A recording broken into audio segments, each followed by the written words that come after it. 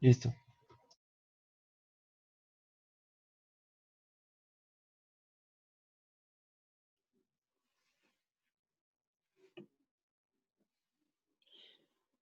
Bueno, entonces, esta es la bibliografía que utilizamos para la realización de la presentación, tanto la toxicología clínica del CIB como diferentes libros de toxicología.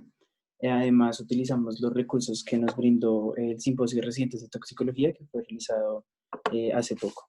Y además de esto, tenemos algunos artículos que son más específicos a ciertos toxidromes, y estos pues los van a ver a lo largo de la presentación.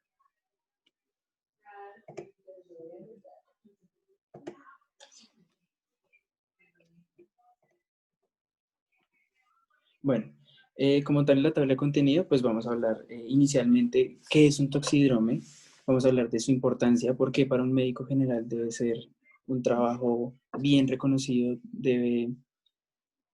o sea, un médico general debe saber identificar y darle manejo a un toxidrome. Vamos a ver también demostrar la importancia de los signos vitales, cómo estos nos ayudan a diferenciar cada toxidrome. Seguido vamos a hablar más específicamente de cómo se presenta, cuál es el manejo, los agentes causales de cada toxidrome y finalmente vamos a dar unas conclusiones en las cuales son los puntos claves que se tienen que llevar a la casa con respecto a la presentación.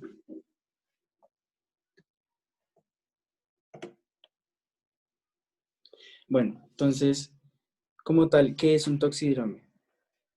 Vamos a iniciar con la definición. Este término surge en 1970 por los médicos Mofferson y Grincher, y esta es la constelación de signos y síntomas que sugieren la intoxicación por una clase específica de sustancias.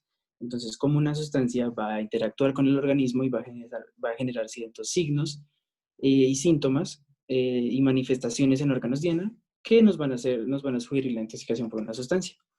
Es importante resaltar que en algunos casos puede haber una combinación inesperada de hallazgos y esto lo que quiere decir es que es probable que haya una combinación de diferentes sustancias o xenobióticos.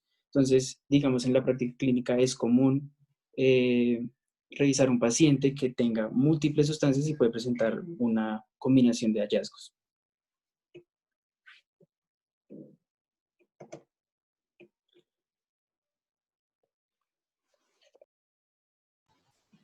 Y ustedes se preguntarán, ¿y esto por qué es importante y qué lo diferencia del resto de síndromes? Les traemos aquí dos contextos. El primero es un escenario ideal en el que llega un paciente a urgencias, en el que tenemos todos los datos completos. Sabemos que el agente tóxico está involucrado, la cantidad exacta, sabemos el tiempo de evolución, el por qué, y el médico aquí está feliz porque sabe qué es lo que debe hacer. Sin embargo, eso es como un escenario ideal y no ocurre a menudo. El escenario real es el siguiente, en el que llega el paciente de urgencias, no sabemos cuál agente tóxico está involucrado, no sabemos la cantidad, tenemos un cuadro clínico que es confuso, un contexto incierto, y el médico aquí se encuentra confundido y no sabe qué hacer realmente. Entonces aquí les presentamos como una analogía que hicimos entre un toxidrome y un rompecabezas, en el que cada pieza nos da nos orienta hacia qué diagnóstico debemos como pensar y qué conducta debemos tomar. Entonces, por eso se dice que los toxidromes son como orientadores hacia qué sustancia está involucrada. Entonces, nuestro desafío como médicos es poder correlacionar esos signos y síntomas con un grupo de xenobióticos o uno individual, ya que estos pueden compartir ciertas propiedades fisicoquímicas, farmacológicas o un perfil de toxicidad selectivo. Entonces, nuestra tarea es poder hacer esa asociación y de esa forma podremos saber qué hacer.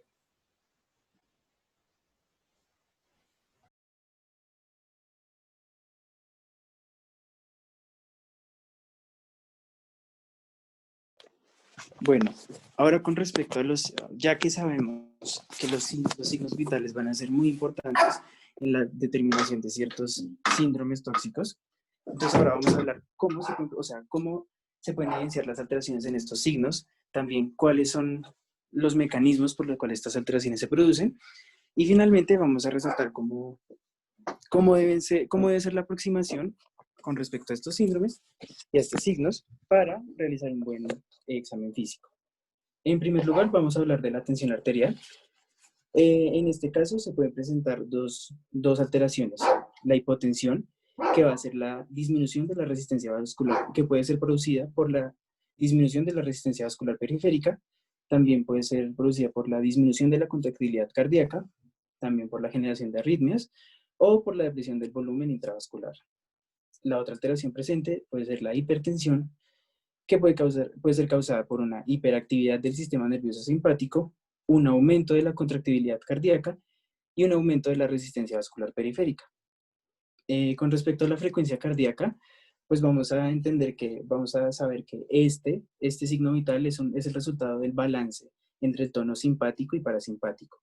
Entonces es muy importante pues resaltar que cualquier sustancia que directa o indirectamente afecte estos sistemas, pues nos va a producir una fluctuación en la frecuencia cardíaca. Estas pueden ser tanto el aumento de la frecuencia como es la taquicardia o la disminución que es la bradicardia. Importante teniendo en cuenta y pues relacionando que estos toxidromes comparten muchos síntomas, cada aumento o sea, centígrado de la temperatura, se va a incrementar 8 latidos por minuto, pues en la frecuencia cardíaca. Entonces es importante como establecer esas relaciones y ver cómo se comportan los diferentes toxidromes. En cuanto a la frecuencia respiratoria, vamos a hablar dos aspectos muy importantes. El primero va a ser la frecuencia respiratoria. Esta va a presentar dos alteraciones, la primera siendo la taquipnea, que es un aumento de la frecuencia respiratoria, y la segunda la bradipnea, que es una disminución de la frecuencia respiratoria.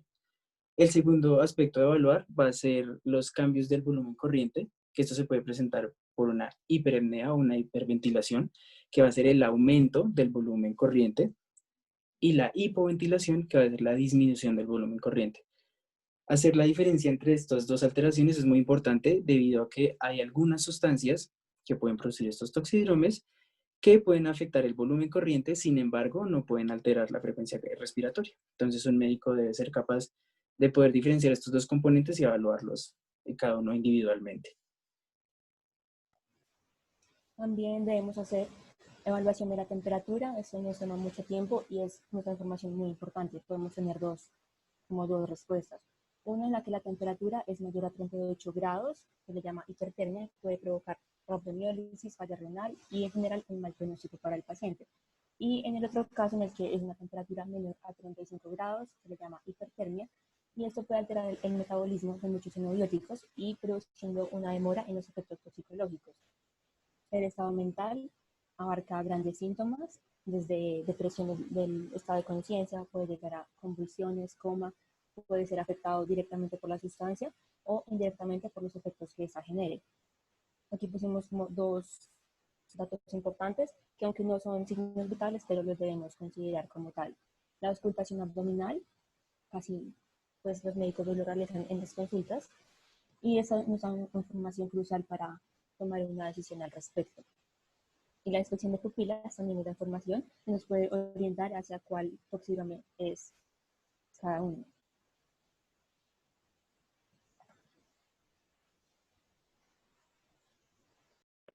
Bueno, ahora como tal vamos a presentar un desafío, un caso clínico corto, en el cual si quieren nos pueden escribir por el chat ustedes cuál creen qué toxidrome se está presentando en el caso, ¿listo?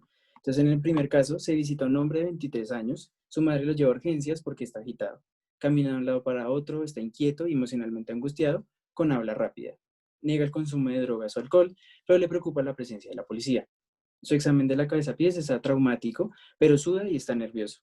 Sus pupilas son iguales y reactivadas de 8 a 7 milímetros. Tiene una presión arterial de 190 a 100, una frecuencia cardíaca de 120 y una frecuencia respiratoria de 22 respiraciones por minuto. Cuando le pregunta por qué su presión arterial y su frecuencia cardíaca están tan altas, insiste que se debe a la ansiedad por la policía. Entonces, si quieren, pongan por el chat qué toxidrome creen que se está presentando en este paciente.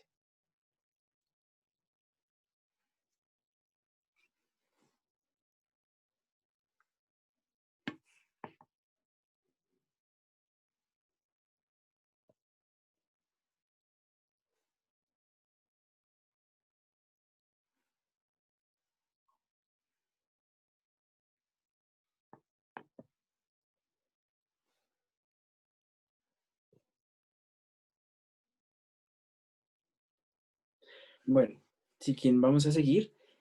Pues en el chat hay pues una respuestas varias entre el simpático mimético y el colinérgico, pero en realidad es el toxidrome simpático mimético. Entonces vamos a ver por qué se está causando este síntoma. Siguiente.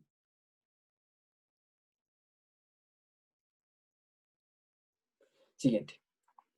Bueno, con respecto a este toxidrome es importante saber que va a haber múltiples sustancias que lo van a causar, entre estas la cocaína, que es una sustancia de abuso, las anfetaminas, que también pueden ser utilizadas tanto como sustancias de abuso, como también son utilizadas en el ámbito médico para tratar enfermedades como son la narcolepsia, el síndrome de atención de hiperactividad, de déficit, y en algunos casos la obesidad.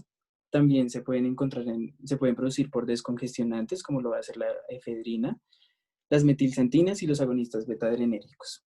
Entonces, estas sustancias principalmente lo que van a producir van a ser estimulantes del sistema nervioso central. Entonces, más adelante ya vamos a explicar cómo funciona. La población de riesgo para que puedan experimentar este toxidrome son los consumidores de sustancias como la cocaína y la anfetamina y los pacientes que consumen estos productos para bajar de peso. Siguiente.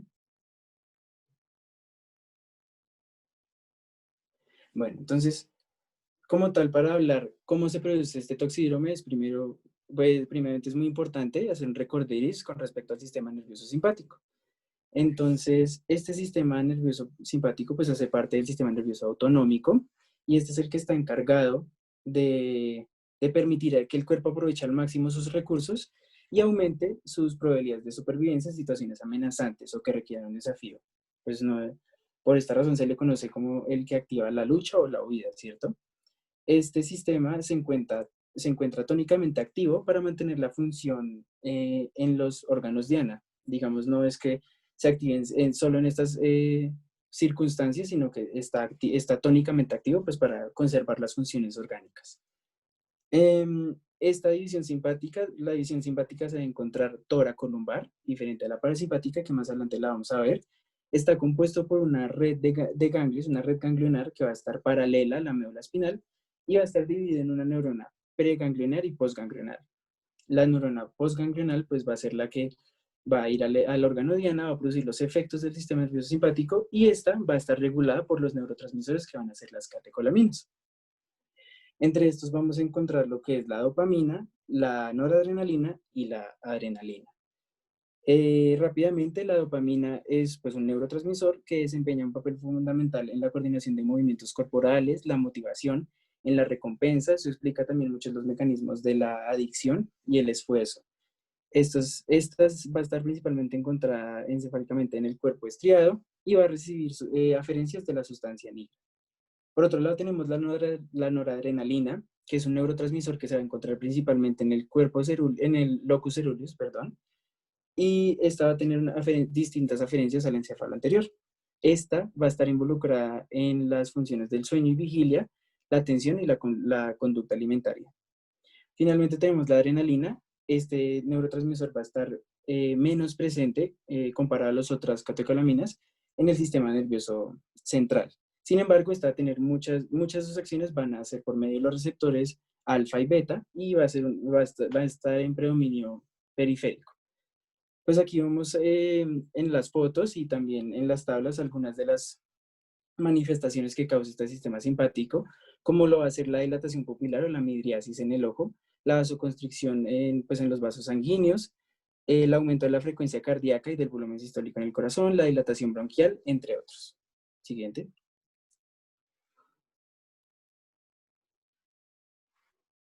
Bueno, entonces ya hablando como tal de la fisiopatología, el propósito principal de estas sustancias o el modo de actuar de estas sustancias va a ser el aumento o la disponibilidad de estas catecolaminas en la hendidura sináptica. ¿Esto qué quiere decir? Que si, digamos, la dopamina y la noradrenalina se encuentran en mayor concentración en la hendidura sináptica, van a poder reaccionar por más tiempo con sus receptores y se va a prolongar este potencial excitatorio y se va a dar una intensificación del efecto.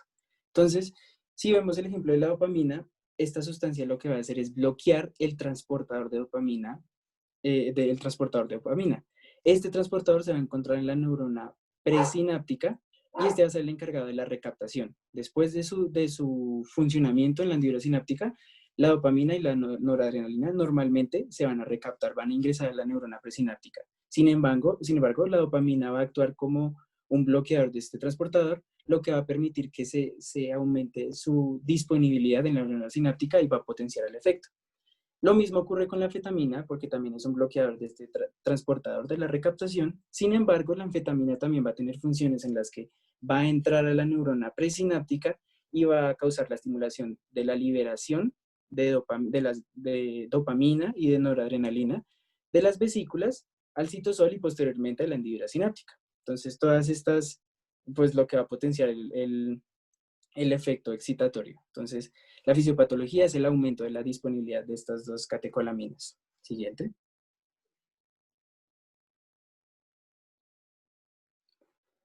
Bueno, entonces, como tal, las manifestaciones clínicas de este toxidrome, este va a estar caracterizado por presentar hipertensión, taquicardia, taquipnea, hipertermia, que en estos casos va a ser muy importante identificarla y tratarla. Además, con respecto a la alteración de la conciencia, puede presentar desde agitación, comportamientos violentos, hasta ya una agitación psicomotora, alucinaciones y confusión. También podemos ver evidenciados en órganos diana lo que es la midriasis, que es el aumento del diámetro pupilar. La peristalsis va a estar normal o aumentada. También se puede ver la diaforesis, la sudoración. Y finalmente se puede ver también el aumento del temblor o las convulsiones. Entonces vamos a ver principalmente que hay, digamos, unos indicios con respecto a ciertas sustancias que lo pueden diferenciar. Sin embargo, pues este va a ser el componente del toxidrome simpático mimético. Con respecto a las anfetaminas, se conoce que los efectos van a ser mayores a 24 horas, va a producir más efectos psicóticos y se pueden ver alteraciones como en el insomnio, bruxismo, anorexia, fasciculaciones musculares, rigidez, hipertensión pulmonar y valvulopatías. Con respecto a la cocaína, se conoce que esta es una sustancia que puede generar analgesia también, y es una sustancia que es una vasoconstrictora sistémica, es muy vasoconstrictora. Entonces, digamos, se pueden ver síntomas de compromiso cardiovascular, entre otros. Ya más adelante seré más específico en eso. Sin embargo, eh, se puede ver, por ejemplo, síntomas con respecto a la administración y al uso de estas sustancias, como lo es la perforación del tabique nasal, la angedema y la madarosis, que son muy específicos de los fumadores de crack. También los efectos que produce pues, fumar crack, que es el neumotórax, el neumomediastino, el neumopericardio, entre otras.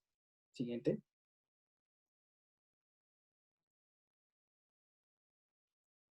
Bueno, pues en esta diapositiva vemos pues todos los signos y síntomas que puede producir. Sin embargo, es muy importante hacer un énfasis en los síntomas, en los efectos cardiovasculares, ya que debido pues a todos estos efectos de vasoconstricción, de aumento de la frecuencia cardíaca, pueden producir efectos cardiovasculares como lo pueden ser la hemorragia subaracnoidea, los accidentes isquémicos transitorios, los ACVs, un síndrome coronario agudo, un infarto agudo al miocardio, una colitis isquémica y, digamos, en pacientes obstétricas, complicaciones obstétricas. Entonces es muy importante tener en cuenta que estas posibles, ¿cómo decirlo?, consecuencias que puede tener estos efectos. No solo son las manifestaciones clínicas, sino las consecuencias que puede tener y el médico debe estar consciente de estos desenlaces que puede producir estas sustancias. Siguiente.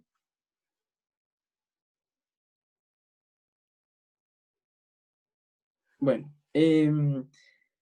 los laboratorios que se van a solicitar inicialmente, digamos que son laboratorios de rutina que se van a hacer no para como tal descartar o evidenciar la presencia de esta sustancia, porque eso ya son pruebas más específicas. Sin embargo, con estos vamos a evaluar el estado en general del paciente. Entonces, inicialmente se va a pedir un hematocrito, pruebas de función renal, electrolitos séricos, porque estas sustancias producen alteraciones electrolíticas, glicemia, siempre muy importante en todos los toxidromes, y un electrocardiograma y pruebas en orina. O sea, específicamente, pues o sea, el cuadro clínico del paciente nos va a permitir eh, la utilización o no de ciertas herramientas diagnósticas. Todo va a depender del cuadro clínico del paciente. Sin embargo, en pacientes que, como ya les dije, es un toxidrome que presenta mucho la hipertermia. Es una hipertermia que, como ya les dijimos, compromete la vida. Y además, hay ciertas sustancias producen daño muscular. Sería pertinente en un paciente que presenta agitación psicomotora y una hipertermia, indagar sobre la creatinina para evaluar el daño muscular. Ya más específicamente a cada sustancia, como lo dijimos, la cocaína es propensa a producir malestares cardiovasculares. Entonces, si llega un paciente con una clínica de afectación cardiovascular como es angina de pecho u otras manifestaciones, sería adecuado pedir pruebas de marcadores cardíacos como la troponina. Y en el caso de las anfetaminas, si se encuentra evidencia de hipertensión pulmonar, sería adecuado realizar una ecocardiografía transtorácica y un cateterismo cardíaco. Lo mismo, todo depende del cuadro clínico del paciente. Sin embargo, estas son como las pruebas estándar. Siguiente. Bueno, como tal el manejo, esto es un punto que voy a dejar claro desde ya. Digamos, el ABC y la estabilización del paciente va a ser una pauta que se va a establecer pues, en todos los toxidromes. Y pues es muy importante realizar este proceso, entonces para que lo tengan claro a lo largo de las diapositivas, porque está en todos los manejos de todos los toxidromes. Entonces nos vamos a asegurar que tenga una vía aérea permeable y una ventilación adecuada. Eh, Estos pacientes, pues en general, lo mínimo es asegurar la perfusión distal, entonces se va a dar inicio a los líquidos endovenosos y se va a dar una monitorización constante de signos vitales. Con respecto allá como a los puntos importantes a tratar de cada toxidrome. En la agitación psicomotora, que es común verla en pacientes, se va a indicar la sedación por benzodiazepinas. Estas pueden ser diazepam de 0.1 a 0.2 miligramos kilogramo intravenoso, o se puede utilizar midazolam de 0.05 a 1 miligramo kilogramo intravenoso. Otro punto importante a tratar es la hipertermia. Entonces, pues esta se va a tratar de manera agresiva porque puede complicar mucho el cuadro del paciente. Entonces, se debe mantener al paciente en un lugar ventilado, con una temperatura ambiental adecuada, se debe retirar la ropa y se debe cubrir con sábanas húmedas. Y se debe evitar el escalofrío por el riesgo de la rhabdomiólisis. Y finalmente, en la hipertensión, digamos, los pacientes que continúan con esta hipertensión y continúan con cifras tensionales altas, se debe iniciar la nitroglicerina sublingual o en otros casos se debe utilizar el nitroprusiato sódico intravenoso. Ya más específicamente a las sustancias, estos son puntos como a tener en cuenta. Pues las medidas de descontaminación gastrointestinal en la mayoría de las sustancias va a estar indicada si el consumo es menor a 1 hora y se puede, o sea, y el último paso sería la hemodiálisis de emergencia en el caso de las anfetaminas, si el paciente presenta falla renal aguda, acidemia o hipercalemia. En el caso de la cocaína, las medidas de descontaminación gastrointestinal no van a estar indicadas, principalmente porque la vía de administración no va a ser gastrointestinal, va a ser inhalada o fumada. Y más específicamente, vamos a hablar ya del tratamiento a las complicaciones que puede presentar. Si presenta un síndrome coronario agudo, se da el manejo usual, que es con aspirina, morfina, nitroglicerina y oxigenoterapia. Y en este caso es importante que no está indicado el uso de las beta bloqueadores o los antiarrítmicos porque tienen la capacidad de aumentar el bloqueo de canales de sodio y potasio. Pueden complicar más el cuadro del paciente. Y finalmente, en fibrilación auricular, si el paciente presenta una fibrilación auricular debida pues, al uso de cocaína, va a estar más indicado el bloqueador de canales de sodio, como el diltiazem, y si presenta torcida de puntas, va a estar indicado el tratamiento con sulfato de magnesio intravenoso. Siguiente. Seguimos con el desafío 2. Paciente femenina de 40 años con antecedentes de depresión y obesidad. En el último control médico tuvo cambio de la dosis de la medicación y es llevada a urgencias porque estaba agitada con sudoración excesiva y visión borrosa. Al examen físico presenta clonios en miembros inferiores, aumento de ruidos intestinales y signos vitales de frecuencia cardíaca 115 latidos por minuto, temperatura 38 grados, tensión arterial con tendencia a la hipertensión. Por favor, escriban en el chat cuál toxidrome creen que es.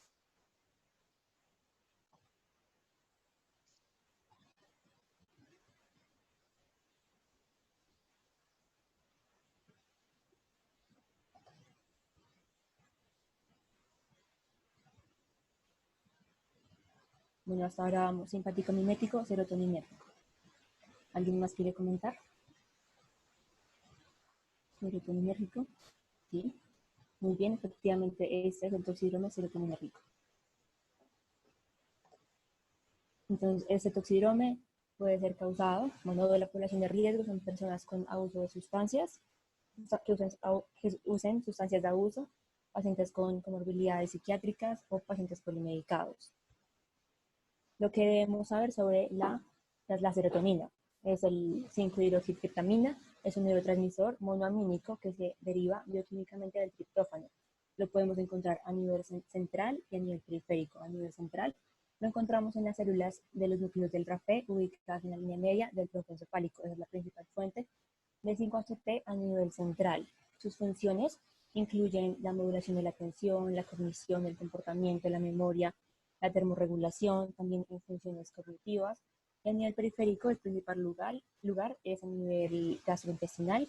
Se produce en las células enterocromafines, están ubicadas en la porción basal de la glándula como tal, y se distribuyen en el estómago y en todo el sistema gastrointestinal.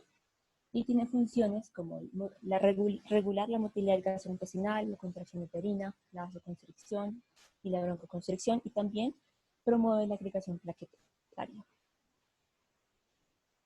Para hablar un poquito sobre su metabolismo, se produce a partir de la hidroxilación y descarboxilación del L-triptófano en la neurona presináptica, se va a producir la serotonina. Se va a incorporar en las vesículas, donde van a recibir hasta que se dé el estímulo axonal. Después de eso se va a liberar y se va a unir en el receptor postsináptico, y en ese momento también va a ocurrir un mecanismo que se llama mecanismo de recaptación, en el que la serotonina va a volver a la neurona presináptica y se va a volver a su vesícula en forma de reciclaje. Entonces, este toxidrome puede ser consecuencia del uso de fármacos serotoninérgicos, también por interacciones accidentales entre medicamentos o drogas recreativas. Dentro de estas se incluyen las anfetaminas, la cocaína, el éxtasis. Y dentro de los mecanismos implicados por clases de fármacos tenemos precursores de la serotonina y el más principal, inhibidores de la recaptación de serotonina de la médula sináptica. Eso va a hacer que haya como mayor cantidad y mayor estímulo en los receptores. También agonistas directos del receptor de serotonina y también interacciones farmacocinéticas en las que están implicados fármacos que inhiben la vía del citocromo P450. En esta imagen les quiero mostrar que este toxidrome abarca muchos síntomas, un espectro de síntomas, donde podemos ver un paciente agitado, con diaforesis, a nivel de pupilas están midriáticas, aumento de los sonidos intestinales, una inestabilidad autonómica, con clonus, temblor e hiperreflexia. Ese es un cuadro característico cuando son severos, moderadamente severos. Y con este cuadro quiero darles la información que ese cuadro se presenta muy pronto. A partir menos de las 24 horas, aproximadamente el 30% aparecen en las primeras 6 horas y el 60% restante aparecen en las siguientes 6 horas. Y eso es un punto clave que lo diferencia del síndrome neuroléptico maligno, que ya les voy a hablar, porque tiene síntomas muy parecidos. Entonces, el cuadro clínico se compone de 3 partes: una alteración del estado mental, hiperactividad autonómica e hiperactividad neuromuscular, que puede ir desde la ansiedad, la agitación y llegar a confusión con un rasgo bajo. A nivel autonómico podemos iniciar con diarrea, náuseas, taquicardia, hipertensión, la hipertermia, migriasis, diaforesis y en un caso más severo, la hipertermia. Y a nivel neuromuscular vamos a ver como esos signos que nos demuestran hiperexcitabilidad. Por ejemplo, hiperreflexia, un clonus inducible o sostenida, y temblor, que puede llegar a ser tan severo como comprometer la vía aérea por falla respiratoria y rigidez. Para el diagnóstico podemos utilizar los criterios de toxicidad de Hunter, en el que nos dice que el paciente tiene que haber tenido como un antecedente de un agente serotoninérgico, ya sea de reciente adición, incremento en la dosis o sobredosis o que haya una alteración, como ya les mencioné. Y que adicionalmente al examen físico encontremos un clonus espontáneo, un clonus inducible, un clonus ocular. Como vemos, es muy significativo el clonus y debe estar acompañado de agitación o diaforesis o de hipertermia, de hiperreflexia. Para el diagnóstico es completamente clínico y es de exclusión. Debemos tener un examen físico muy enfocado, también neurológico, y nuestro desafío es poder correlacionar esos signos y síntomas de hiperexcitabilidad del sistema nervioso central con un supuesto exceso de un semiótico que nos produzca exceso de serotonina. Y dentro del diagnóstico diferencial, en los casos severos se puede confundir con el síndrome neuroléptico maligno. Este síndrome es un efecto adverso, es un efecto idiosincrático producido por antipsicóticos. Y en síntomas más leves se puede confundir como con otras patologías, como infección. Algo que tenemos que tener mucho cuidado es que los síntomas como ansiedad y acaticia a veces como que se atribuyen erróneamente como a una patología de base del paciente y no se piensan que pueden ser como un síndrome como tal. Igualmente pasa con la diarrea, la hipertensión, el temblor, se pueden descartar fácilmente, pensando que se puede tratar de un trastorno metabólico o sistémico y que no está asociado con la farmacoterapia. Nuestro tratamiento a seguir, debemos identificar y suspender los medicamentos serotoninérgicos que nos causen esta enfermedad, proporcionar cuidados de apoyo para prevenir las complicaciones, proporcionar enfriamiento en caso de hipertermia. Si queremos sedar al paciente, podemos utilizar benzodiazepinas y en casos más graves podemos considerar el uso de antagonistas de la serotonina junto con la parálisis muscular. El antagonista se llama ciproheptadina, es un fármaco que tiene como una mezcla de mecanismos, dentro de ellos se incluyen un antagonismo por receptores de histamina y también de serotonina.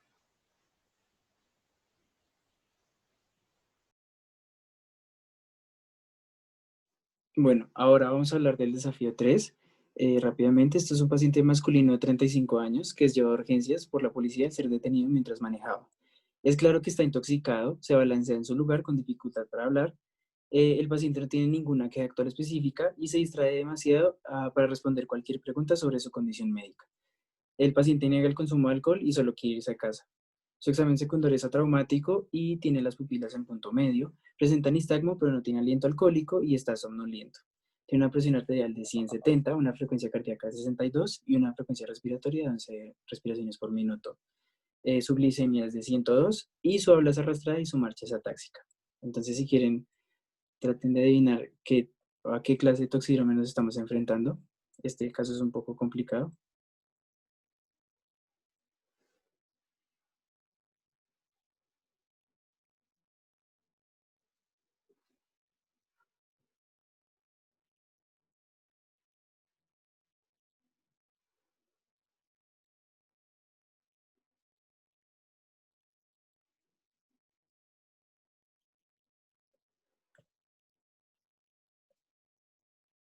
Y sí, efectivamente, pues el caso en el que estamos viendo es un caso de un toxidrome hipnótico sedante. Ya vamos a indagar mejor, pues, por qué se produce este cuadro. Siguiente.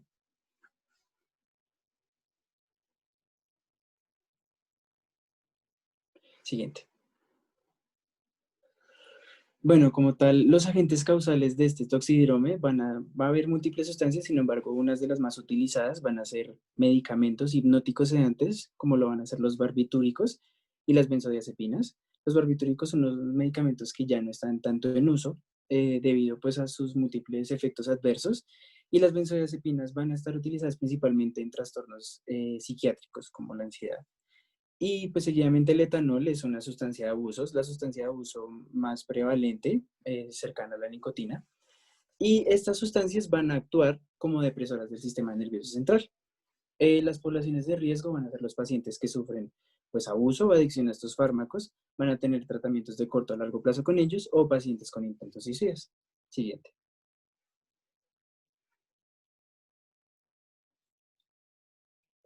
Bueno, como tal, para hablar la fisiopatología de este toxidrome es importante también hacer un recorderis con respecto a la función inhibitoria en el sistema nervioso. Entonces, vamos a recordar que el principal neurotransmisor que va a estar encargado de la acción inhibitoria va a ser GABA.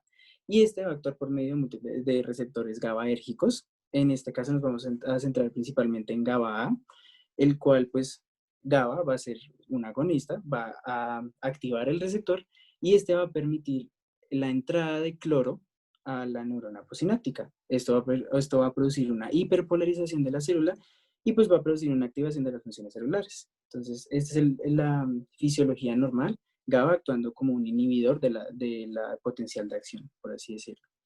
Ya como tal, específicamente a las sustancias, podemos hablar que los hipnóticos sedantes van a tener un agonismo también de estos receptores. Sin embargo, no va a ser en el mismo lugar que GABA, el neurotransmisor, van a ser en otros lugares, pero van a activar la misma función.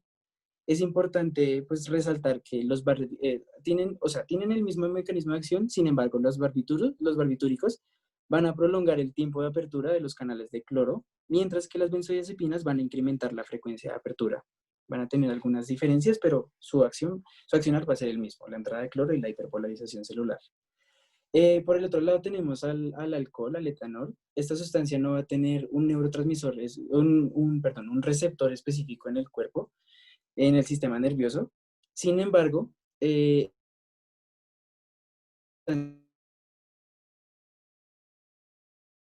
por el neurotransmisor, por los receptores GABAérgicos, por GABA, entonces va a potenciar esta actividad inhibitoria y va a tener otra función que va a ser el antagonismo de los receptores de glutamato, específicamente los receptores NMDA en las neuronas posinápticas. Entonces va a tener dos mecanismos de acción que van a potenciar la inhibición, tanto la activación de GABA como la inhibición o el bloqueo de la activación de glutamato. Siguiente. Bueno, como tal, las manifestaciones clínicas de este síndrome van a estar principalmente, bueno, o sea, va a estar principalmente caracterizado por presentar hipotensión, bradicardia, bradipnea.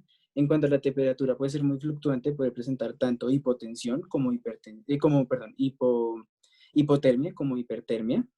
A su vez, en las manifestaciones de órgano diana también puede presentar tanto miosis como midriasis. Algunos otros efectos puede ser la constipación o la disminución del peristaltismo. Se puede ver ataxia, disartria, palidez y con respecto a la alteración del estado de conciencia se puede ver somnolencia, casos de somnolencia, letargia hasta estupor y coma. Importante de las sustancias, pues con relación a este toxidrome, algunas van a presentar características que las pueden identificar el uso de estas sustancias. En el caso de las benzodiazepinas, vamos a ver que va a presentar una depresión respiratoria severa, entonces este va a ser como un objetivo de tratamiento. A su vez también puede presentar alteraciones funciones psicomotoras, estupor, nistagmus horizontal, depresión de centros vasomotores y depresión de centros vasomotores. Con respecto a los barbitúricos, se destaca de esta intoxicación que es un medicamento muy hipotensor, entonces puede complicar mucho la estabilidad hemodinámica del paciente. Además de ser muy propenso a desarrollar estupor y coma, puede presentar ausencia de reflejos corneales y oculovestibulares, puede presentar reflejos patológicos como Babinski, desarrollar arritmias, edema pulmonar, y pues va a presentar unas erupciones cutáneas ampollosas.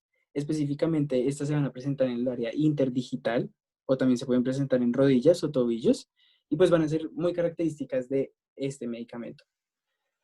Por otro lado tenemos el etanol, el cual pues va a tener unas características semiológicas que lo van a identificar muy fácilmente, lo que es el aliento alcohólico, el rubor, el vómito, las náuseas, la diaforesis, el aumento de la diuresis y la hipoglicemia. El alcohol es muy hipoglicemiante.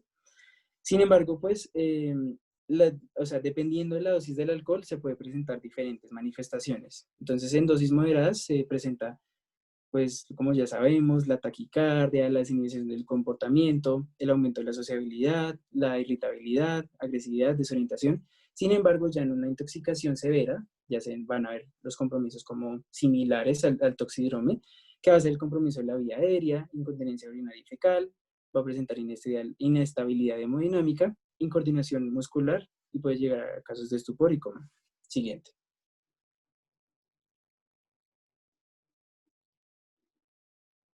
Bueno, pues con respecto a estos diagramas, pues vemos que hay múltiples, pues va a ser una afectación sistémica de múltiples órganos. Sin embargo, es importante resaltar el compromiso cardiovascular.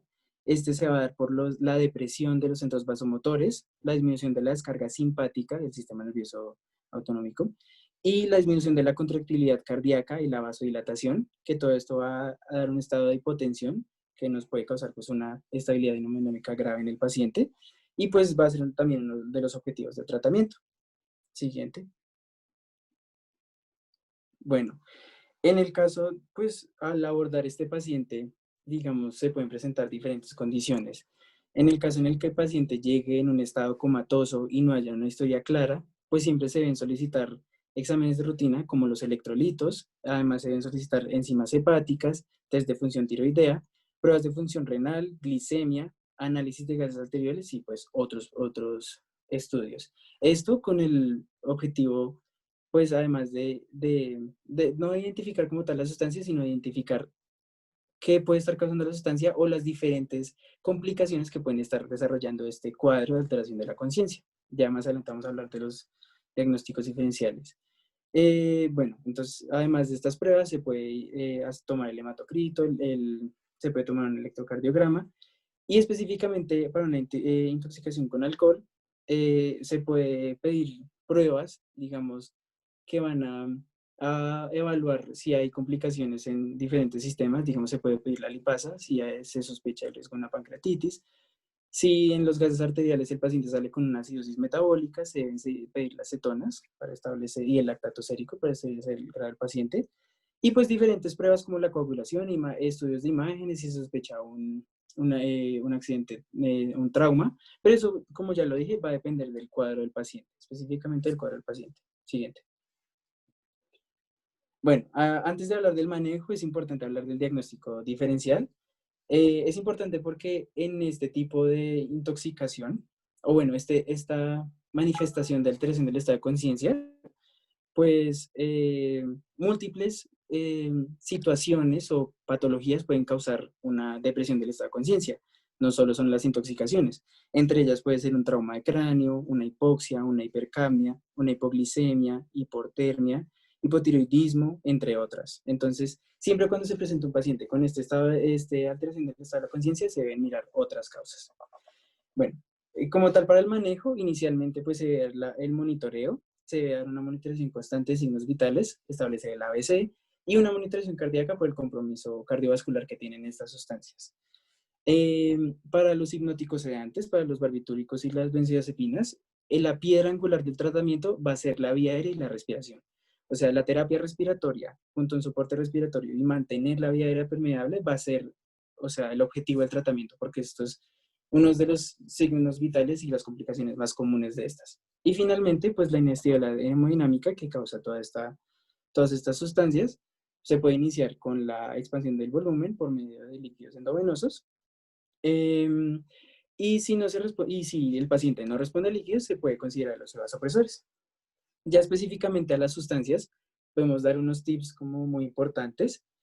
Con respecto a las benzodiazepinas, no se recomienda la descontaminación gastrointestinal porque los efectos son mínimos y además exponemos al paciente a un riesgo de broncoaspiración. Como ya les dije, esta es una sustancia que produce una depresión respiratoria severa y pues eso podría exponer al paciente a más riesgo. Y con respecto al flumacemil, como si no lo conocen, el flumacemil es el antídoto para las benzodiazepinas. Es un antagonista competitivo del lugar de unión de las benzodiazepinas. Sin embargo, su uso en una intoxicación aguda es muy debatido, digamos, porque las indicaciones para que este sea utilizado son muy específicas. O sea, la indicación del uso de este medicamento es una intoxicación de benzodiazepinas pura en un individuo con depresión del sistema nervioso central, perdón, signos vitales normales, un electrocardiograma normal y una examinación neurológica normal. Digamos, este cuadro no va a ser tan prevalente porque solamente no va a presentar una depresión del sistema nervioso central, entonces el flumacimid no está tan indicado en este manejo agudo en la intoxicación. Y además no va a contrarrestar los efectos de la toxicidad y sí puede causar una abstinencia a benzodiazepinas, si es usuario regular de este medicamento. Con respecto a los barbitúricos, en este caso sí va a estar indicado la descontaminación gastrointestinal. Con respecto al carbón activado, se ha demostrado que aumenta su eliminación del medicamento en un 50 al 80%. Y con respecto al lavado gástrico, lo que pasa con estas sustancias es que los barbitúricos van a disminuir la motilidad gastrointestinal. Entonces, esto va a aumentar como el efecto beneficioso del lavado orogástrico, va a tener más, va a funcionar mejor, por así decirlo.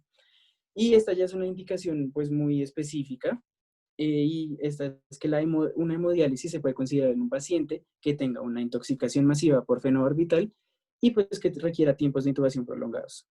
Siguiente.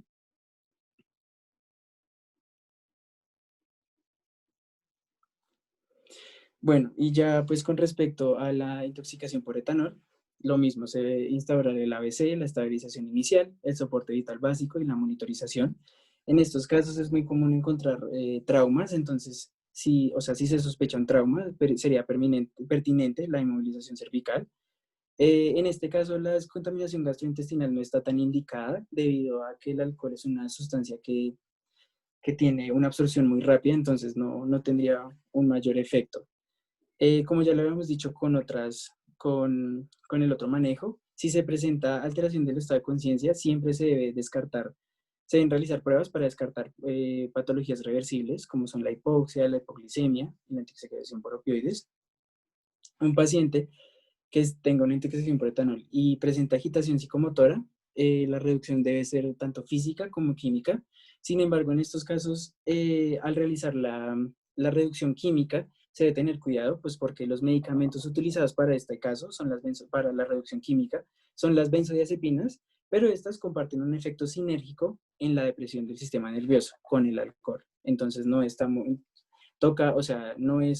un indicativo para hacerlo. Se prefiere la reducción física. Y finalmente, la hemodiálisis, que es como el último paso del manejo, puede estar considerada en el caso de intoxicación severa, con falla respiratoria o coma. Siguiente.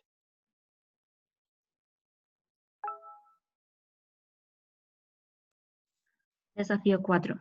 Señor de 46 años, agricultor, llega en la tarde a urgencias porque refiere tener diarrea, múltiples episodios eméticos, sudoración excesiva, sin comorbilidades. Al examen físico, pupilas mióticas, aumento en los ruidos intestinales y signos vitales con tendencia a la bradicardia e hipotensión.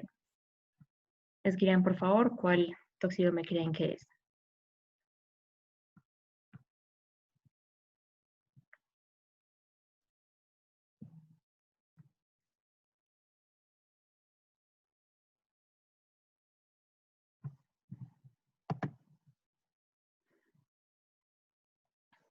Bueno, está el colinérgico y el anticolinérgico. La mayoría ha votado colinérgico.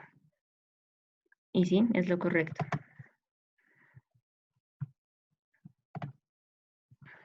El toxidrome colinérgico está afectando más que todo a pacientes, bueno, a personas que trabajan en la agricultura, a personas que les gusta comer como hongos de origen desconocido.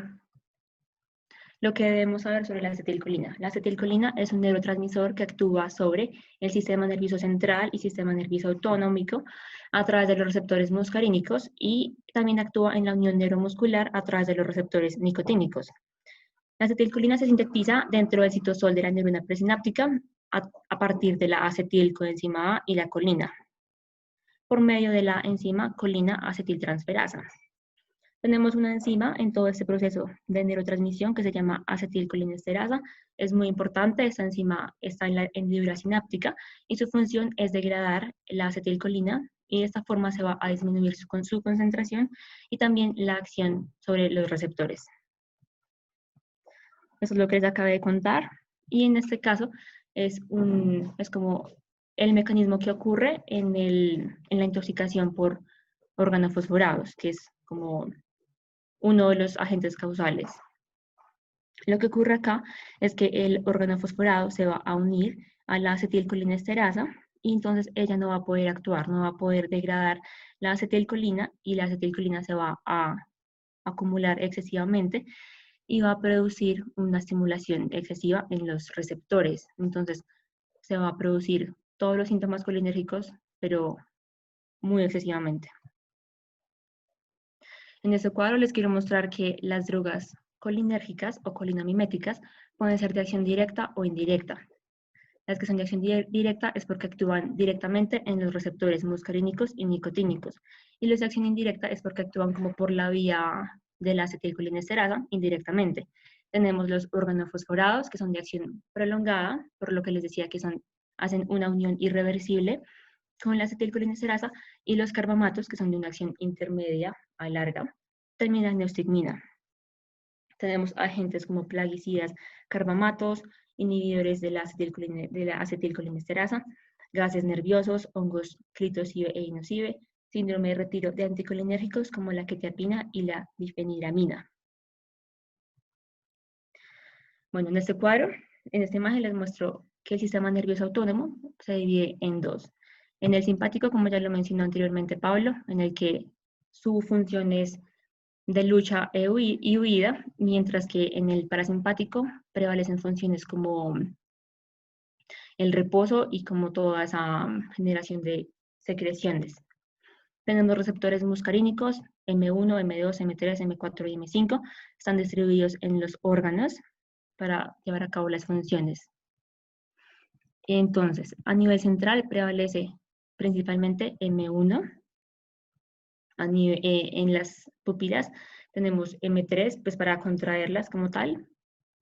También tenemos M3 para estimular la salivación en las glándulas, M1, M4 para contraer vías aéreas, M2 para enlentecer el corazón. Todos estos receptores son acoplados a proteína G, pero el M2 que actúa a nivel cardíaco, este va a ser inhibitorio y por eso nos produce como bradicardia. Tenemos también actividad de M3 en el estómago, a nivel gastrointestinal para estimular la actividad intestinal. M3 también va a actuar para contraer la vejiga. Y tenemos un espectro amplio de manifestaciones, por lo que esta inhibición va a producir un bloqueo en los receptores muscarínicos y también en los nicotínicos. Veremos una presentación como de parálisis, debilidad, fasciculaciones a nivel muscular. Y todos los síntomas, todas las manifestaciones fisiológicas de la acetilcolina se van a ver potenciados por vómito, secreciones en todas las partes que se puedan imaginar. Va a haber aumento de secreciones, diaforesis, las pupilas van a estar mióticas. Esta memotecnia es sludge, significa lodo. Entonces, lo podemos asociar como que un paciente está como lleno de lodo porque tiene más secreciones. S de salivación o serostomía, L de lagrimación o epífora, U de urination, o también lo podemos llamar como aumento de la poliuria como tal, D, diarrea, G de dolor gastrointestinal, de estómago, y también E de émesis. A nivel central podemos tener síntomas como confusión, convulsiones y coma, y como ya les dije, a nivel muscular, hiporreflexia, fasciculaciones y debilidad.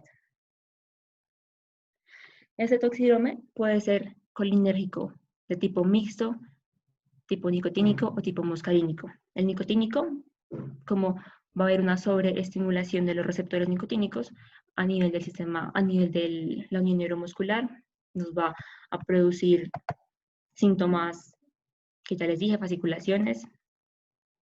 Y en el muscarínico van a mediar todas las funciones secretoras.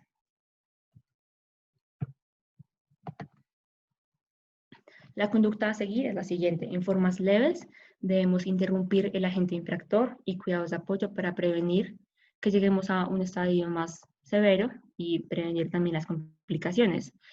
En el caso de una enfermedad crítica, nos debe impulsar a administrar atropina. La atropina es un anticolinérgico y debemos utilizarlo si tenemos una de esas manifestaciones, hipotensión, bradicardia o broncorrea, que pueden poner en riesgo la vida del paciente. Y nuestro objetivo al usar la atropina es lograr una tensión arterial sistémica mayor de 90 milímetros de mercurio, una frecuencia cardíaca que sea óptima para el paciente y que mantenga la perfusión, y reversar la broncorrea.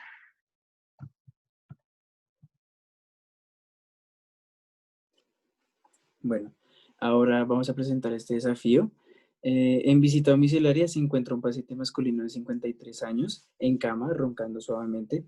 Tiene antecedentes de diabético e insuficiencia renal. El examen de cabeza a los pies del paciente es atraumático y no hay nada fuera de lo común en la habitación. No hay respuesta a la voz ni los estímulos dolorosos. Tiene una presión arterial de 100/70, una frecuencia cardíaca de 60 latidos por minuto y una frecuencia respiratoria de 4 respiraciones por minuto. Y tiene respiraciones con ronquidos débiles. Tiene una saturación del 82% y tiene evidencia de cianosis púrpura en las uñas. Tiene el tamaño pupilar es pequeño, de 2 milímetros, y su glicemia es en 88. Pues con esta información, ¿qué creen que puede hacer el toxídrome que presente?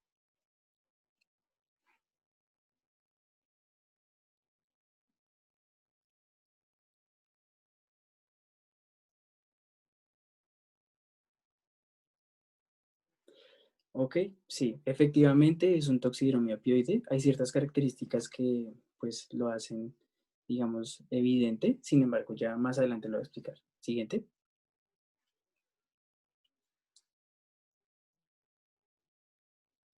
Siguiente.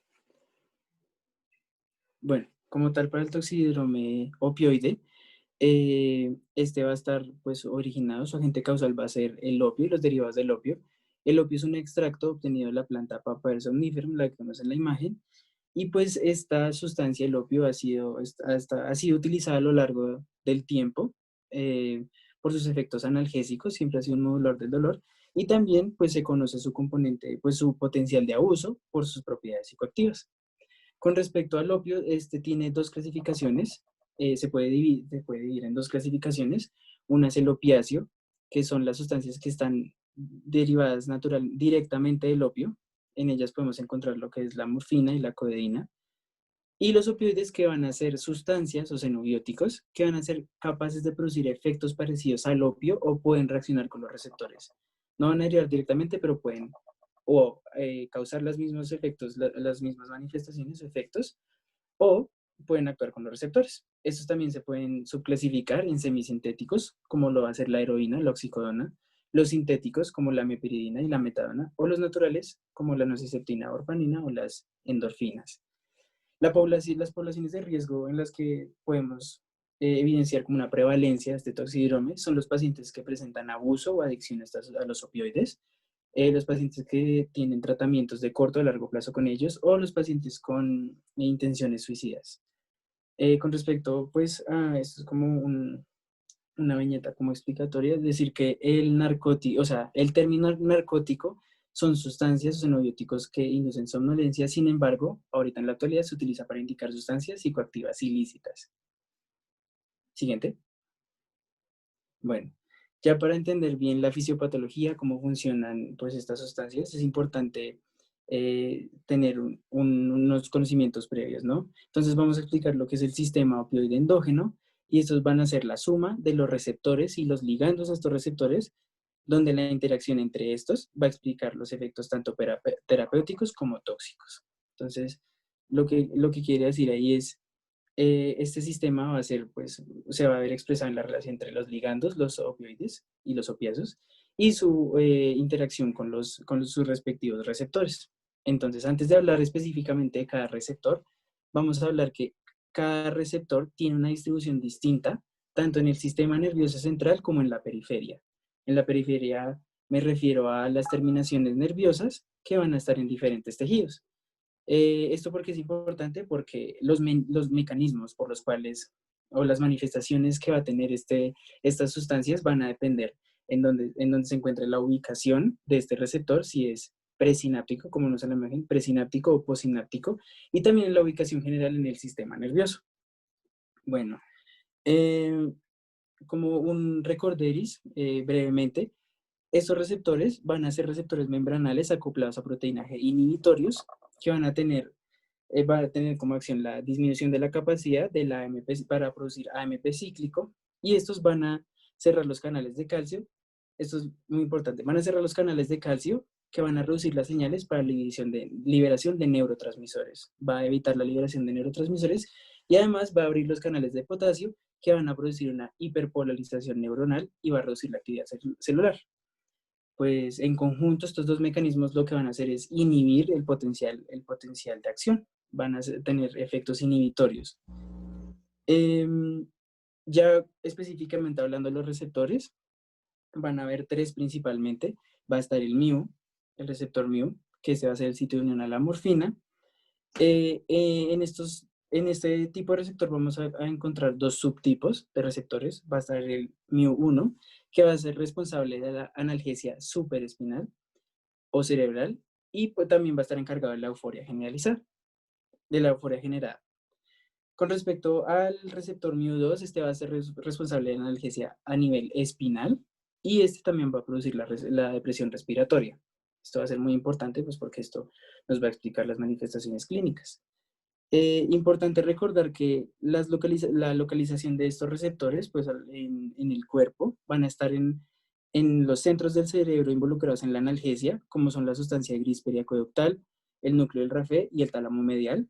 También van a estar en partes involucradas con la euforia y con la recompensa, como es el sistema mesolímbico, y también van a estar en partes donde se va a encontrar la función respiratoria, como lo es la médula oblongada. Importante saber que no hay sustancias que sean específicas para estos subtipos de receptores, por lo cual si se produce la activación del receptor MIU, usualmente se va a producir la depresión respiratoria, que es lo que se trata de evitar en estos medicamentos. Por otro lado, tenemos los receptores kappa. Estos se van a encontrar predominantemente en la médula espinal, pero también se van a encontrar en regiones antinociceptivas del cerebro y de la sustancia nigra. Su estimulación va a estar responsable de la analgesia espinal, de la miosis y de la diuresis. En este también va a haber ciertos tipos de receptores, el kappa 1, que va a estar responsable de la analgesia espinal, el kappa 2, que puede producir psicotomimesis, y el receptor K3, que se puede encontrar a lo largo del cerebro y también va a actuar en la analgesia supraespinal. También tenemos el receptor delta, de lo cual no se conoce mucho el accionar de estos receptores. Sin embargo, pues se ve que tienen algún funcionamiento en la analgesia supraespinal y espinal y en la liberación de hormonas y neurotransmisores. Por último, tenemos el receptor ORL, que este va a ser sensible al antagonismo por naloxona, que va a ser el antídoto y que más adelante voy a hablar de este. Siguiente. Bueno, con respecto a las manifestaciones clínicas, pues al igual que los otros toxidromes, presenta múltiples alteraciones de signos vitales y compromiso organodiana. Sin embargo, las más importantes a la hora de identificar este síndrome, no sé si se dieron cuenta en el caso, van a ser la depresión del estado de conciencia, la hipoventilación, la miosis de características puntiformes, o sea, un diámetro pupilar demasiado pequeño, y la abolición de movimientos intestinales. En este toxidrome es muy característico que no va a haber una disminución del peristaltismo, sino va a llegar a los grados de una abolición, no va a presentar peristaltismo y puede generar constipación. Además de esto, se van a presentar otras alteraciones en signos vitales, como van a ser la hipotensión, la hipotermia, la somnolencia, las náuseas, emesis, palidez y retención urinaria. Siguiente. Bueno, en el diagrama pues podemos ver los efectos a largo plazo y también agudos de estas sustancias, específicamente de la heroína. Y pues además de identificar estas manifestaciones clínicas, también es importante semiológicamente ver cómo los métodos de administración, perdón, también pueden generar indicios de cierto uso. Digamos, en el caso de la heroína, pues como es de administración parenteral, se pueden ver complicaciones, tanto lesiones en la dermis, lesiones por venopunción, como también complicaciones como lo son la pericarditis o la formación de abscesos. Muy importante en el diagnóstico diferencial para este toxidrome, hay muchas sustancias, como los inhibidores de la colinesterasa, la clonidina, el GABA hidroxibutirato y los sedantes en general, que pueden generar un cuadro clínico similar a estas sustancias y en la cual pues los médicos deben estar entrenados para poder diferenciar. Ya más adelante les explicaré cómo. Siguiente. Bueno, como tal, los laboratorios iniciales pues van a ser más o menos los de rutina. Se debe pedir una glicemia por el compromiso de la alteración de la conciencia, pruebas en orina, hematocrito, pruebas de función hepática, renal y electrocardiograma, por todas las complicaciones que puede presentar una intoxicación por esta sustancia. Siguiente. Bueno, entonces para el manejo, como ya lo hemos dicho, el manejo de ABC, monitorización constante de signos vitales, muy importante también en esta intoxicación, manejar el soporte ventilatorio, asegurar la vía aérea y oxigenación si hay una depresión respiratoria severa. Para la inestabilidad hemodinámica se va a dar una expansión del volumen con la administración de líquidos endovenosos y si el paciente no responde a líquidos se puede considerar el uso de vasopresores. Por esta depresión del estado de conciencia, pues se pueden realizar pruebas para otras etiologías que causen un cuadro clínico similar, como ya lo habíamos hablado en el toxidrome y hipnótico sedante. Y con respecto a la naloxona, pues se conoce que este es el antídoto, este es el medicamento de elección en estos casos, porque compite en todos los subtipos de receptores y es efectivo en revertir todos los efectos adversos mediados por los receptores opioides. Entonces es como medicamento de elección en estas intoxicaciones. Se debe iniciar con la dosis más baja, usualmente es de 0.04 a 0.05 miligramos de naloxona intravenoso, y esta se puede repetir de 3 a 5 minutos según respuesta. Digamos en pacientes, como ya lo habíamos hablado, que experimentan un síndrome opioide-like, similar de todas estas características, pero no es causado por opioides, la administración de la naloxona es segura, no va a causar ningún efecto adverso. Sin embargo, en un paciente que presenta una intoxicación por opioides, el mismo cuadro clínico, y se administra la naloxona, y digamos sea un paciente que tenga, pues que sea un usuario de abuso de esta sustancia, y si no se titula la dosis, se sean dosis rápidas, se puede llevar a la abstinencia, que puede generar un cuadro completamente diferente, que es una hipertensión, una taquicardia y una mesis, que puede comprometer la vida del paciente. Entonces se indica que la naloxona se prefiere usar la naloxona si el paciente presenta una depresión respiratoria severa, por la cual las otras maniobras como la ventilación y la oxigenación no son suficientes, y se indica que hay un beneficio al ventilar adecuadamente a los pacientes previa la administración de la naloxona para que se evite todos estos efectos de la administración del antídoto. Siguiente.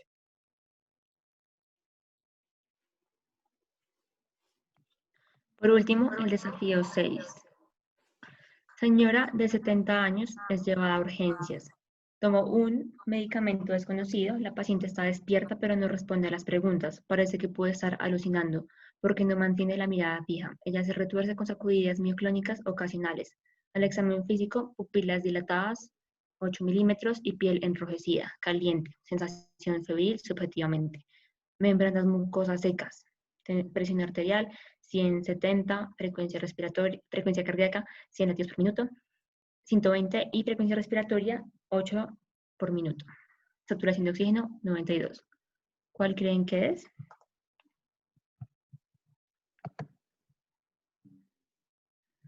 Sí, anticolinérgico. Muy bien.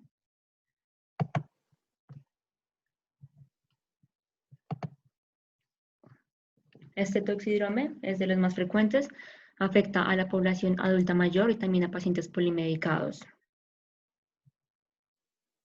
En forma de resumen, les voy a decir como dos aspectos súper clave. Todos los procesos que nos mejoren la función de la acetilcolina se van a llamar colinérgicos, como ya lo vimos anteriormente. Y cualquier proceso que nos atenúe los efectos de la acetilcolina en sus receptores se va a denominar anticolinérgico. Dentro de estos tenemos, ya sea por disminución de la síntesis, de la liberación o aumento de la acetilcolinesterasa, o inhibiendo el receptor. Tenemos diferentes mecanismos, algunos de estos son Antagonistas muscarínicos predominantes, por ejemplo, la atropina, la escopolamina, la iosina, incluyen muchas plantas también. O antagonistas muscarínicos con otros efectos mixtos, por ejemplo, antihistamínicos, antidepresivos tricíclicos, antipsicóticos. También otro mecanismo es la disminución de la liberación de acetilcolina, dado por carbamazepina, opiáceos, cannabinoides, etanol o clonidina. Y otro mecanismo es la disminución de su síntesis, que se da por deficiencia de la vitamina de tiamina. Vamos a pensar en este caso que es una persona que está todo lo opuesto a lo que dijimos en el toxidrome colinérgico. Si pensábamos que el toxidrome colinérgico era que el paciente estaba lleno de lodo por todas las secreciones, aquí vamos a pensar que se está quemando o que está, sí, que se está quemando o que está seco. Y tenemos aquí como una mnemotecnia, es loco como un sombrerero, hace referencia al delirium que puede presentar. Ciego como un murciélago, visión borrosa porque las pupilas van a estar midriáticas y poco reactivas. Seco como hueso, anhidrosis, boca seca, piel seca. Caliente como una liebre, hipertermia. La hipertermia es porque, por lo que hay bloqueo de todos los receptores muscarínicos en las glándulas sudoríparas, no va a haber sudoración y se va a aumentar la temperatura. Hinchado como un sapo, estreñimiento. Va a haber ausencia de ruidos intestinales. El corazón corre solo, taquicardia. Lleno como un frasco, retención urinaria. Y rojo como una remolacha, vasodilatación cutánea. Si se dan cuenta, es como todo lo contrario, todo lo opuesto. Y en realidad hay muchísimos, hay más de 600 fármacos o xenobióticos que están involucrados en este toxidrome. Entonces, si sabemos que ese medicamento tiene un efecto anticolinérgico, ya sabemos qué es lo que nos puede producir. Y para finalizar, para manejar la toxicidad, tenemos unos pasos. Primero, estabilizar la condición del paciente que esté en riesgo, ya sea respiratoria o de circulación.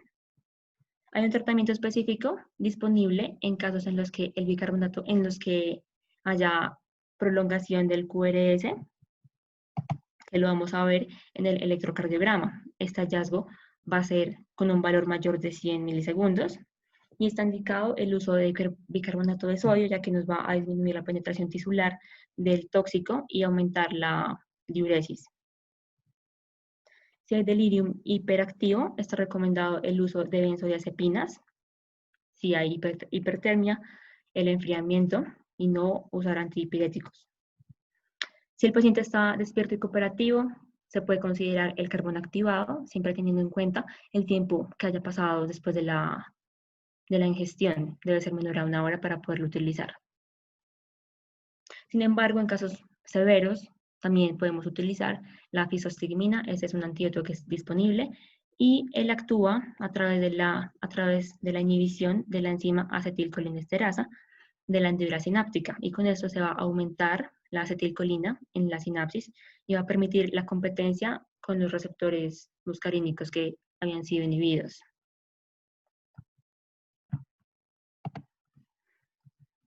Este tipo de tratamiento específico de bicarbonato de sodio se usa en intoxicaciones por antidepresivos tricíclicos que tienen ese mecanismo de bloquear los canales de sodio.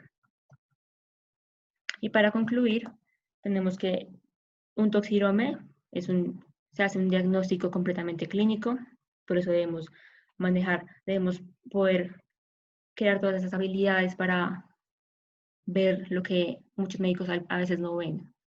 Es una herramienta útil para enfocar a pacientes en urgencias. Un toxidrome puede tener varias limitaciones. Dentro de esas es que no va a cubrir todas las intoxicaciones, no siempre el cuadro sindrómico que esperamos ver se va a presentar completamente. Se puede ver modificado según las comorbilidades del paciente, si tiene otras ingestiones de medicamentos o de tóxicos. También se puede ver modificado por la dosis ingerida y también podemos ver síndromes como mezclados, como tipo mixto. Y por último, si entendemos la fisiología y la farmacología, eso nos va a permitir tener una visión más clara del porqué de lo que estamos viendo en el paciente. Muchas gracias a los que siguen todavía.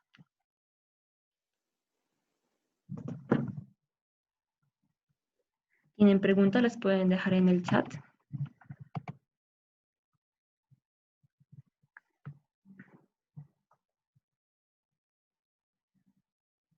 La doctora Manuela Jaramillo quiere hacer alguna intervención o comentario. Bueno, sí, buenas noches. Me disculpan porque tengo pues como muy mala iluminación acá, pero bueno. Felicitaciones, hicieron pues una charla muy completa. Muchas gracias a los chicos pues por la invitación para estar acá. Bueno, yo quiero pues como rápidamente hacer unas acotaciones. La primera pues es decirles que a pesar de que, pues no, a ver, los toxidromes son muy importantes, ¿cierto? Son una herramienta muy útil para nosotros poder hacer un diagnóstico clínico del paciente intoxicado. Sin embargo, pues tener presente que tienen sus limitaciones. Por ejemplo, no siempre vamos a encontrar, digamos, el toxidrome así tan florido como nos lo pintan, porque de pronto dependiendo de la sustancia o dependiendo de la dosis que tomamos, pues que toma el paciente, puede que no encontremos pues como todas las manifestaciones, pero eso no quiere decir que el paciente no esté, pues no podamos sospechar de una sustancia o la otra.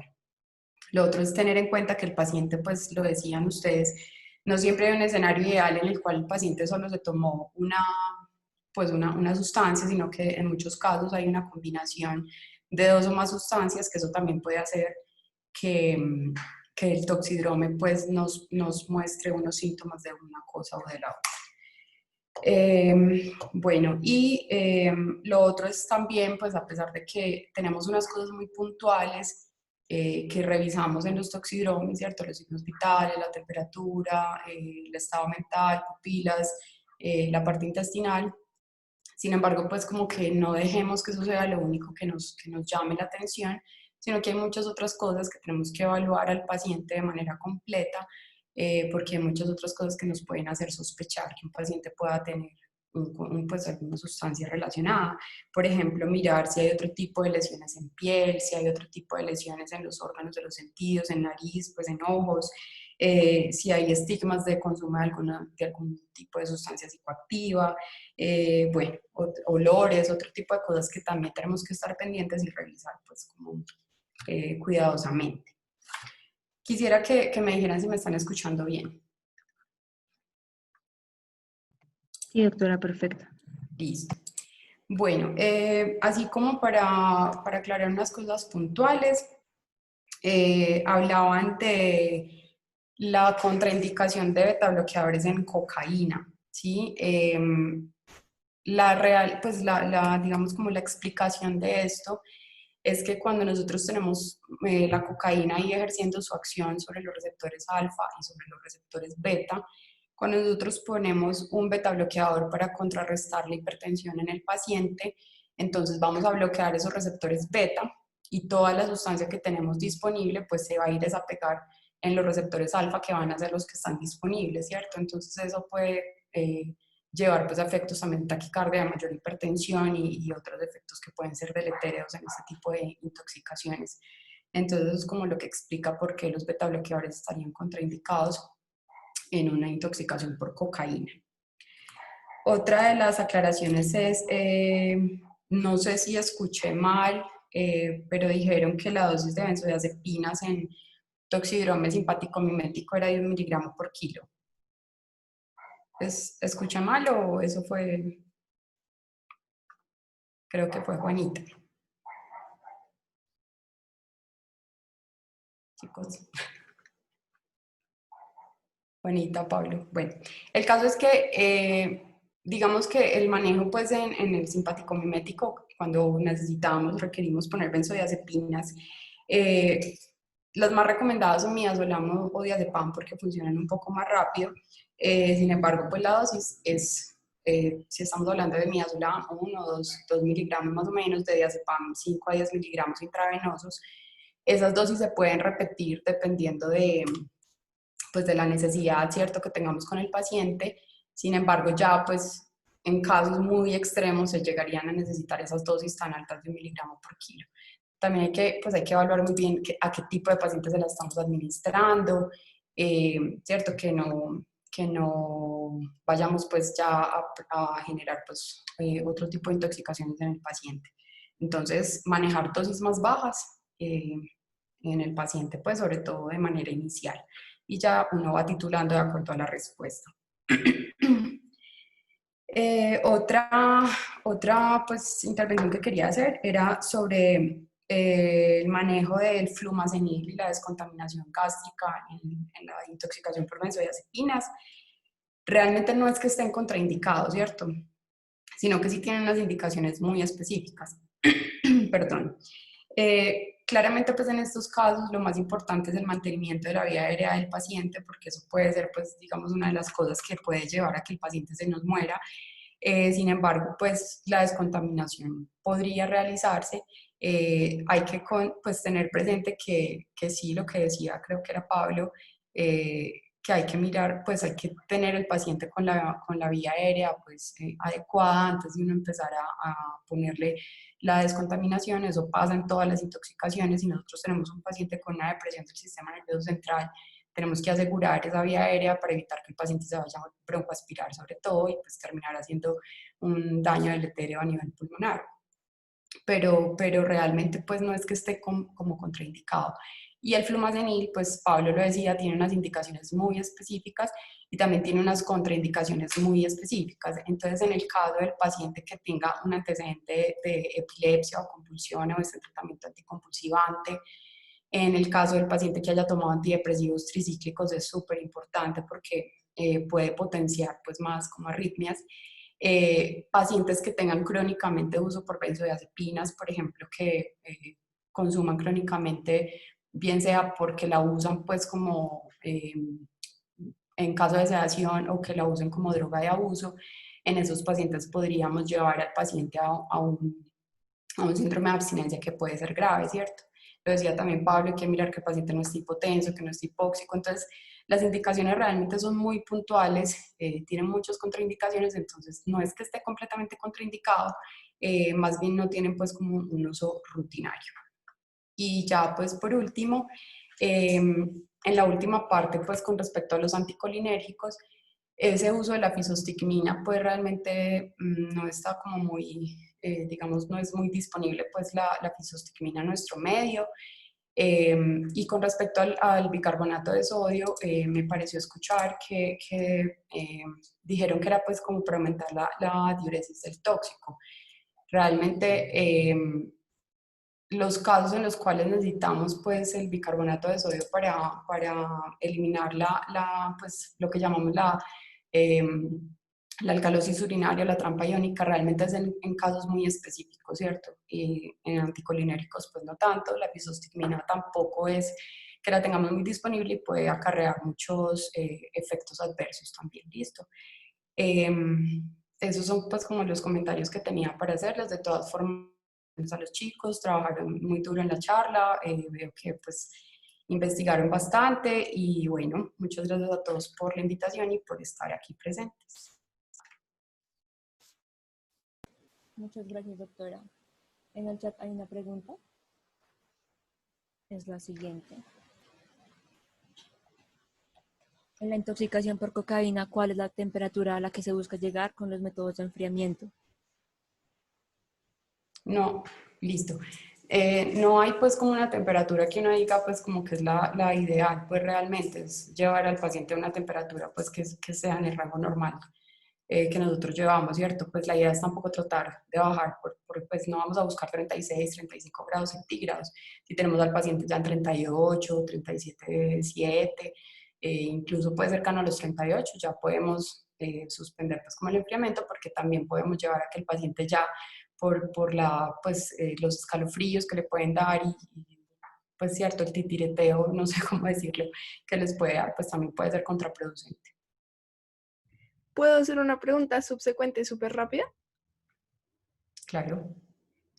Pero no podríamos considerar la hipotermia por el ACV que le puede dar al paciente, sea por la fibrilación auricular o por la hemorragia subaracnoidea. No te entiendo. ¿La hipotermia como tratamiento o a Como qué te es refieres? que sí, últimamente se ha descrito que la hipotermia puede servir para el ACV porque disminuye el metabolismo pues, de las neuronas. Entonces, ya que en el ACV la ventana terapéutica es tan importante, ¿no se podría considerar la hipotermia de paso? pues digamos que si ya tú tienes el caso establecido pues de accidente cerebrovascular, pues ya podrías mirar pues la indicación de la hipotermia en este caso, pero específicamente pues en la intoxicación por cocaína no está escrito pues como que se requiera llevar al paciente a la hipotermia. No sé si mis compañeros toxicólogos que estén por acá tengan alguna otra, pues como algo más sobre esta pregunta que nos hace. Sí, buenas tardes. Soy Cristina Barbosa.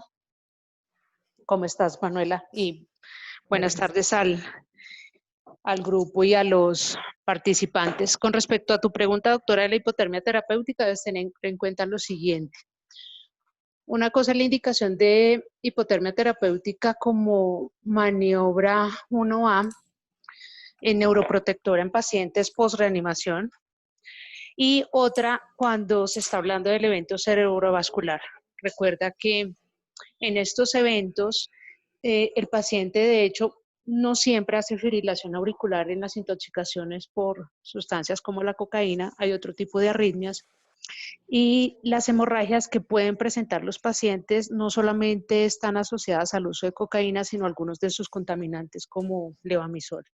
Entonces, pues para estos casos específicos de cocaína no hay evidencia del uso de la hipotermia terapéutica como parte de las maniobras neuroprotectoras. Por eso nosotros siempre recomendamos, pues como toxicólogos clínicos, es que precisamente el manejo del paciente sea un manejo interdisciplinario que incluya dentro de su equipo a algún toxicólogo clínico para que se haga un tratamiento individualizado de cada uno de los pacientes que se vayan a atender.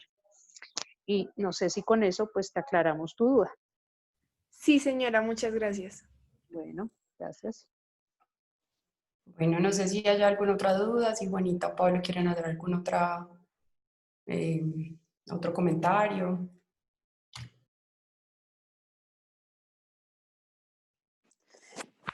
No, doctora, muchísimas gracias por resolver nuestras dudas y por acompañarnos pues, a lo largo de este proceso. A ustedes por la invitación.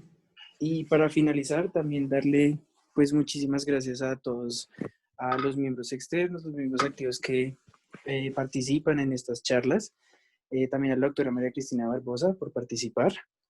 Y si tienen alguna duda, nos pueden escribir en el grupo de Instagram y nos vemos en la próxima reunión. No, en esta reunión la asistencia no va a ser tomada, no se preocupen. Listo. Entonces, muchísimas gracias por participar. Nos vemos en la próxima reunión. Hasta luego. Estar aquí todavía. Gracias, hasta luego.